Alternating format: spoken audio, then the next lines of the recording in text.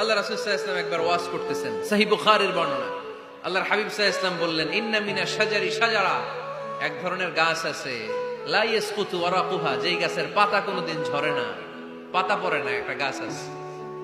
মাসালুহা কামাসালিল মুসলিম, এই পাতার দৃষ্টান্ত মুসলিমের দৃষ্টান্ত একই। হাদ্দিসুনি মা হিয়া, দেখি তো কোন সাহাবী বলতে পারে এটা কোন গাছ। আল্লাহর হাবিব বললেন, এমন একটা গাছ আছে যেই গাছের কোনো পাতা ঝরে না। এই পাতার দৃষ্টান্ত, গাছের দৃষ্টান্ত, মুমিনের দৃষ্টান্ত একরকম। ফাহাদ্দিসুনি মা হিয়া, কে আছো বলতে পারো এটা কোন গাছ? কেউ পারে না। সাহাবারা মনে করছে এটা মরুভূমির কোন একটা গাছ হবে। কেউ বাড়ির পাশে যে খেজুর গাছ আছে এটা খেয়াল করে নাই। সবাই চলে গেছে অন্য গাছের দিকে, ক্যাকটাস, গুলমলতা, মরুভূমির রেয়ার যে গাছগুলো আছে, দুর্লভ দুষ্প্রাপ্য গাছগুলো, তারা এক একজন একটার পর নাম বলতে আরম্ভ করলো। আল্লাহ রাসূল সাল্লাল্লাহু আলাইহি ওয়াসাল্লাম বললেন হয় নাই, একজন বলে একটা, আল্লাহর হাবিব বললেন হয় নাই। সবশেষে কেউ যখন